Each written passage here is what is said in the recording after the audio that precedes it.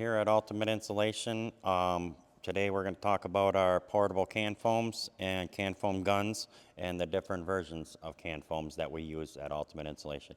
Our common practice, obviously, this is universal gun.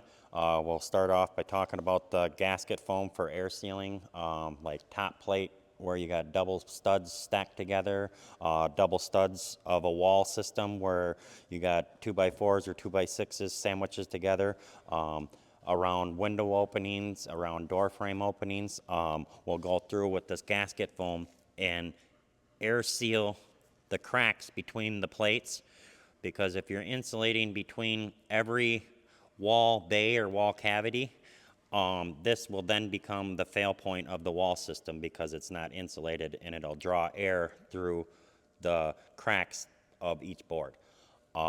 We also use this gasket foam for other areas of where you're going to have drywall or wood-to-wood contact to minimize air movement from one cavity to the next. We could go right down the face of the stud. When you put your drywall on against it like so, it hardens and stays soft and kind of gooey like a gasket, but not sticky once it cures.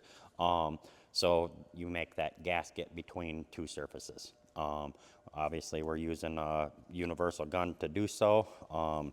You can change the rates on which the material comes out by opening and closing the valve on the back here, or by just a consistent trigger pull of the gun and feathering how fast the material comes out. Morning, guys. Here at Ultimate Insulation, these are our go-to standard practices for our spray foam portable can foam guns that we use. A few maintenance and upkeeps for the gun to get the best longevity out of them is, say we used this gun yesterday, put it away, closed our valve up back here so that no air can get to the material that's still within the gun. You'll have to clean your tip off when you get started the next day. It just scrapes the material off. And then obviously open your valve up and start spraying.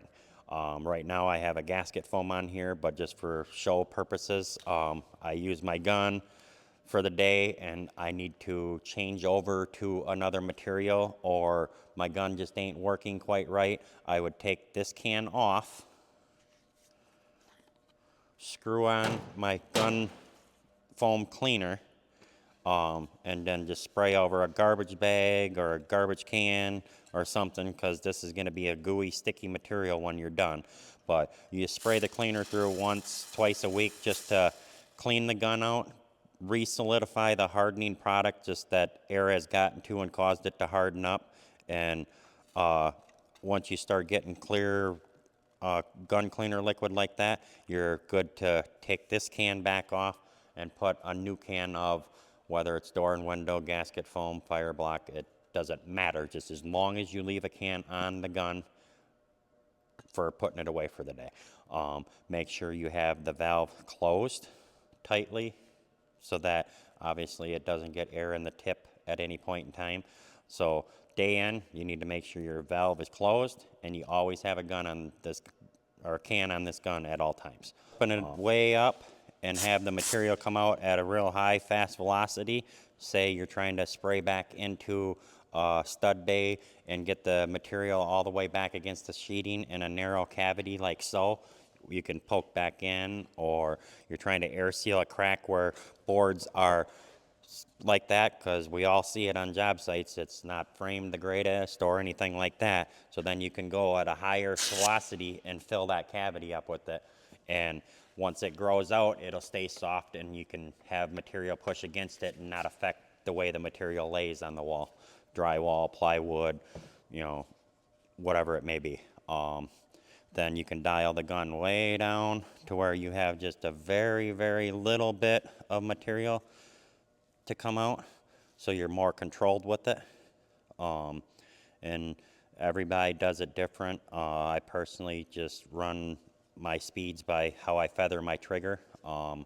That way you're not constantly messing with the back of the gun. The proper use of the can foam when using it on our portable gun system.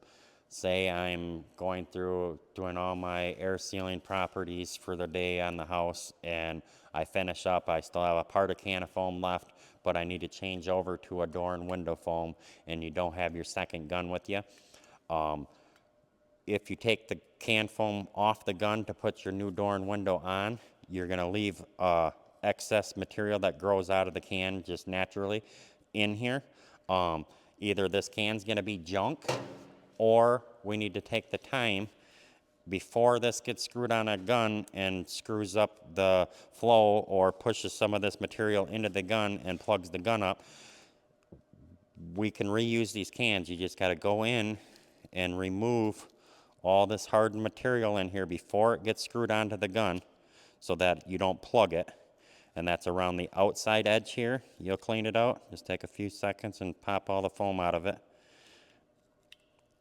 And usually it comes out pretty easily if it's not been just taken off the can, because then it's gooey. Best case scenario would be just take a nail or something from around the job site when you first take the can off and just scoop the gooey soft stuff out right away. Once you got it cleaned off around the surface that pokes down in the gun, you want to make sure you got the inside of this cleaned out, and this tends to take a little nail usually to get the chunk of foam out of there, because if you get that little piece like that pushed inside of the foam gun, then it usually tends to cause the gun to plug up on you or not spray, very well, and just takes longer for the can foam to push out, or it causes the can foam to depressurize because the material can't go by, but the gases that pressurize the can go by. And right out the gun, and then the can's junk. So once you got her cleaned out to where it's nice and clean and you don't have anything that can get pushed into the gun from inside the hole on the white center here, then you can go ahead and screw that onto your gun next when you use it. And you'll do that same process for, door and window. This one's full. You'll go ahead and clean around the outside, get all the foam out of the way. And once you get it out of the way, it usually breaks out pretty nice. And then you just kind of clean off the white tip here. And then go ahead and clean around the inside of the white tip so that you don't have any of that hardened up material getting into your portable gun system. If you were to accidentally put the can on and it start messing you up, your best case practice would be to put your gun cleaner on right away, get the system sprayed out, spraying good and clean under pressure again, and then put your can back on and go forward. So here at Ultimate Insulation, we have a second version of a low pressure can foam system that we use. This is more versatile to where you can take the belt loop holder here, put your can into it, and then just clip the can on your belt. This is actually on upside down, it goes the other way. And then it hangs the can upside down, and this gives you more reach, so you can reach up and get into tighter areas without a can blocking your way. Same concept with this gun. You got your on and off. Pull the trigger to get the chemical to come out. We would do the same process here. Screw the can off, screw on a gun foam cleaner, clean it at the end of the day. This system is one that I would recommend cleaning on a daily basis, not once or twice a week, just because it's not used as much, and you don't want chemicals sitting in the tube like you got right here, because they will harden over time and cause other new cans to not be able to release the pressure and push the chemicals through the line. You still, same concepts with the gun foam that we used on the low pressure systems. You'll take your utility knife, clean off your tip here, and always leave a can stuck on the gun system at the end of the day. Never leave it open to the air. Today I'd like to talk about Ultimate Insulation's common can foams that we use on our everyday job sites. Our most used one is going to be our door and window foams that we can foam around all doors, windows. Some penetrations we do with these, more on your interior top plates and transitions between like basement and main floor, or main floor and second floor. Then we would go to using it for like wide gaps in studs on wall systems that are hard to insulate with the common cellulose or damp sprayed cellulose practice that we do. Um, then our second go-to material that we use is a gasket foam that we use on every double stud, top plate, bottom plate, any place that you're going to have two contacted materials like drywall in your wall or plywood in your wall. We'll go through and we'll can foam every seam between double stack studs so that once we insulate the wall, you don't have air leakage and that be your fail point of the wall system. Then our next one would be the orange fire foam or fire block foam.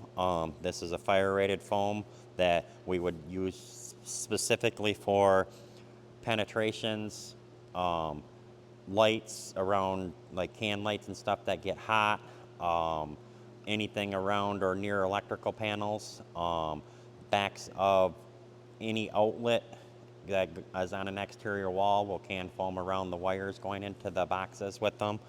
Our next can foam that we use a fair bit would be our thermal acoustic sound foam. This is a closed cell, low pressure fan foam. When you spray it, you can spray it two ways. One out of the traditional just gun foam, spraying around stream to use for filling large volumes because there's a lot of growth with it. The other one would be attach the tip to our portable can foam gun and do a fan spray so you could fill cavities or wall system cavities around, say, hard to access areas where the normal traditional spray foam rig gun is hard to get into.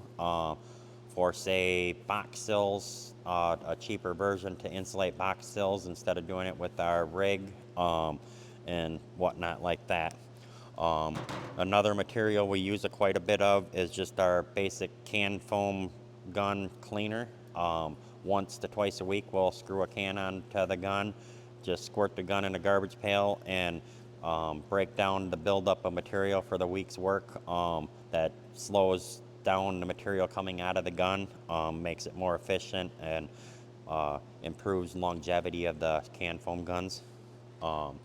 There's a few other versions that we don't use a lot of, but it's still just a basic door and window. But instead of using universal gun, this actually has the gun built in with the same process of just screw the tip off so that you can use the material, and then when you're done with it, to where you can reuse it at a later date, you just screw the tip back on and prevent air from getting into it, and keep it so you can use it again at another time. And then obviously all the gun foams that we've spoke about, we just use on a basic universal can foam low pressure system gun, and they're adjustable for rates of volume coming out of the gun by hand or by doing a trigger pull.